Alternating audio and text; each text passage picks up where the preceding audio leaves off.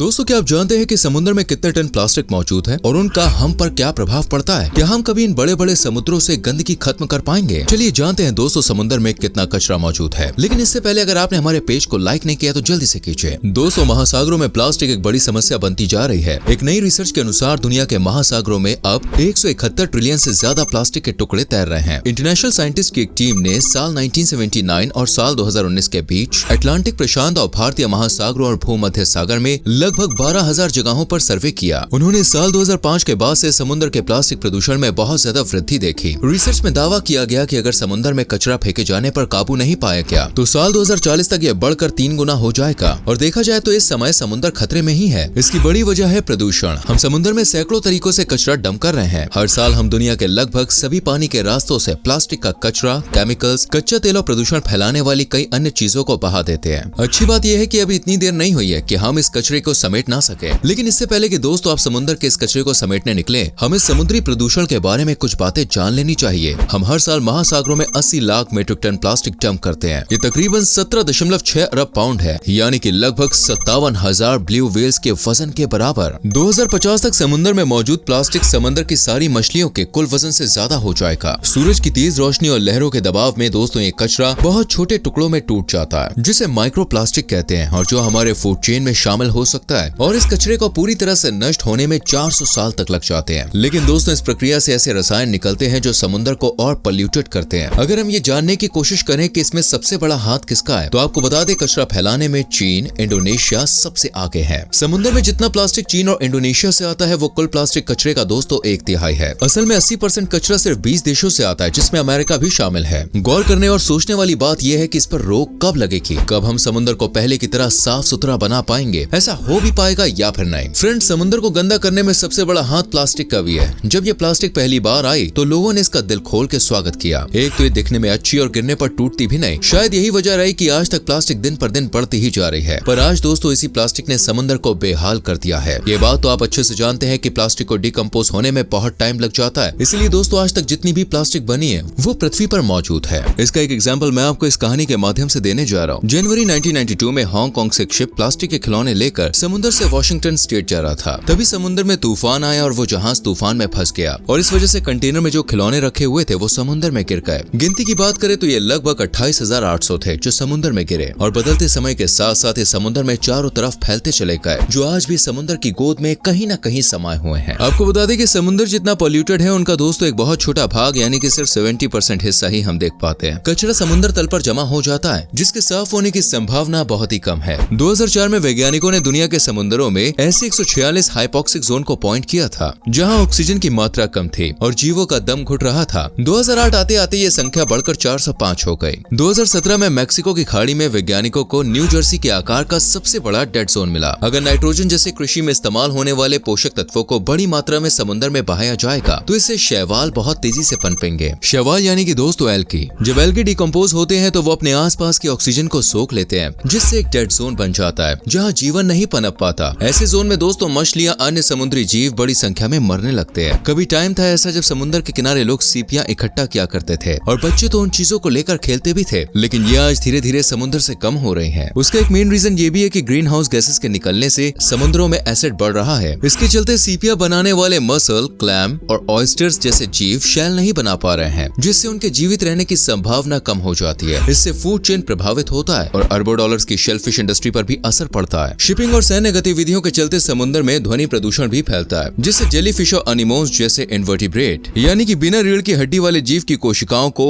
नुकसान पहुंच रहा है। ये जीव ट्यूना मछली, शार्क, समुद्री कछुए और अन्य कई जीवों के लिए भोजन का काम करते हैं। हमारे समुद्रों का भाग्य केवल सरकार या उद्योग पर निर्भर नहीं है। हमारे व्यक्तिगत दैनिक कार्य भी दोस्तों मायने रखते हैं। आप घर पर जल प्रदूषण और अफवाह को कम करके अपनी प्लास्टिक की खपत के प्रति अधिक अलर्ट होकर या अपने स्थानीय जलमार्ग की सफाई का आयोजन करके शुरुआत कर सकते हैं। आप NRDC और अन्य पर्यावरण समर्थक समूहों के साथ साथ बिजनेस और ऑर्गेनाइजेशंस के काम का भी समर्थन कर सकते हैं, जो हमारे तटों और पानी को संरक्षित करने के लिए काम करते हैं। समुद्री मलबा एक निरंतर प्रदूषण की समस्या है जो पूरे महासागर और महान झीलों तक पहुंचती है। हमारे महासागर और पानी का रास्ता अलग प्रकार के समुद्री मलबे से प्रदूषित है, जिनमें छोटे माइक्रोप्लास्टिक, 5 मिलीमीटर से छोटे प्लास्टिक, मछली पकड़ने के गियर्स और जहाज शामिल हैं। दुनिया भर में समुद्री मलबे से सैकड़ों समुद्री प्रजातियों पर नेगेटिव इफेक्ट पड़ रहा है, जो किसी जानवर को खाने या उलझने पर नुकसान पहुंचा पहुंचा सकता है या मार सकता है और दोस्तों उन आवासों को खतरे में डाल सकता है जिन पर वो डिपेंड है। समुद्री मलबा भी नेविगेशन सुरक्षा में इंटरफेयर कर सकता है और ऐसा पॉसिबल है कि ये इंसानों की हेल्थ के लिए भी खतरा पैदा कर सकता है। सभी समुद्री मलबे लोगों से आते हैं, जिनमें से दोस्तों मैक्सिमम जमीन पर उत्पन्न होते हैं और कूड़े, खराब और बेकार मैनेजमेंट की वजह से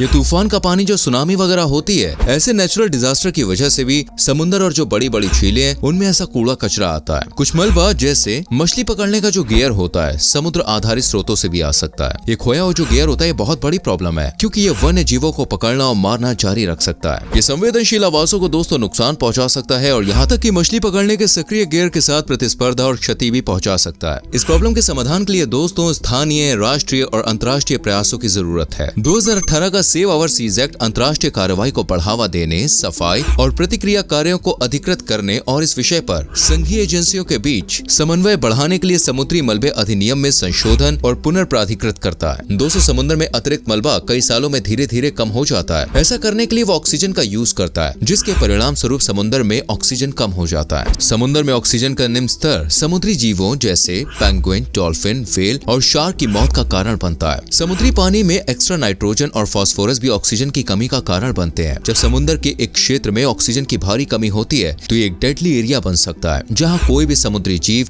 बच नहीं सकता। उम्मीद करते हैं दोस्तों इस वीडियो से आपको समझ में आया होगा कि हमारे द्वारा छोटी सी लापरवाही कितनी बड़ी परेशानी का कारण है। वीडियो अच्छी लगी हो तो लाइक करें, शेयर करें और आने वाली वीडियोस को देखने के लिए हमारे पेज को फॉलो करना ना भूलें। मिलते हैं अगली वीडियो में। Till then bye bye.